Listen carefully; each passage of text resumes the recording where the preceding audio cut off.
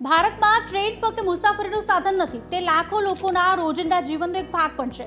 દેશમાં હજારો railway station ફેલાયેલા છે, પરંતુ કેટલાક મોટા અને પ્રખ્યાત છે, જ્યારે કેટલાક એટલા નાના છે કે થોડા લોકોએ તેમના વિશે સાંભળ્યું પણ નહીં હોય. આજે આ જ વિષય પર વધુ જાણવાની કોશિશ કરીશું. આ જ દિશામાં સૌથી નાનું રેલવે સ્ટેશન છે ઈબ, જે પોતાની અનોખી ઓળખ માટે અને મિની સાઇઝ માટે જાણીતું છે. ઇતિહાસથી સમૃદ્ધ આ નાનું સ્ટેશન રેલવે ઉત્સાહી અને નવા સ્થળોની શોધખોળ કરવા માંગતા પ્રવાસીઓ માટે ખરેખર અનોખો અને યાદગાર અનુભવ પ્રદાન કરે છે.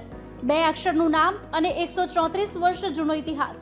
આ અદ્ભુત સ્ટેશન તેના ટૂંકા અને અનોખા નામ માટે વિશ્વભરમાં જાણીતું છે.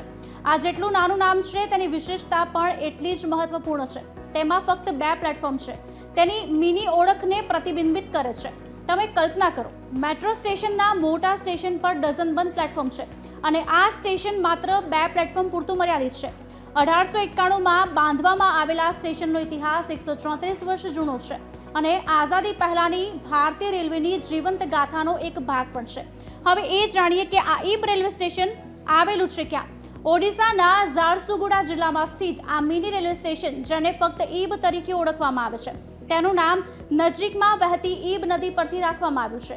સમુદ્ર સપાટીથી આશરે 250 મીટરની ઊંચાઈએ આવેલું આ નાનું સ્ટેશન શહેરના ઘસારોથી દૂર અશાંત અને કુદરતી એકાંત પ્રદાન કરે છે. હરિયાળી અને શાંતિ પ્રવાસીઓને ગ્રામીણ ઓડિશાની સુંદરતા અને શાંતિનો અનોખો અનુભવ પણ કરાવે છે.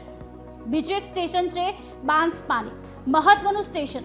ઈબ સ્ટેશન તેના ટૂંકા નામ માટે જાણીતું છે, પરંતુ દેશમાં બીજું એક સ્ટેશન છે જે તેના કોમ્પેક્ટ રચના માટે પ્રખ્યાત છે. બાંસપાની પણ સૌથી ટૂંકા રેલવે સ્ટેશનોની યાદીમાં છે. બાંસપાની સ્ટેશનનું પ્લેટફોર્મ માત્ર 140 મીટર લાંબુ છે. તેનાથી તમે અંદાજો લગાવી શકો છો કે તે કેટલું નાનું પ્લેટફોર્મ હશે.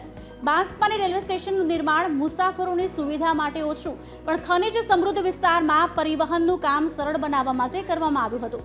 આ હકીકત દર્શાવે છે કે કેવી રીતે ભારતીય રેલવેએ દેશના વિકાસ અને ઔદ્યોગિક જરૂરિયાતોને પહોંચી વળવા માટે નાના સ્ટેશન બનાવ્યા. પરંતુ હવે આ સ્ટેશનો મુસાફરી માટે અને રેલવે પ્રેમીઓ માટે પણ આકર્ષણનું કેન્દ્ર બની રહ્યા છે.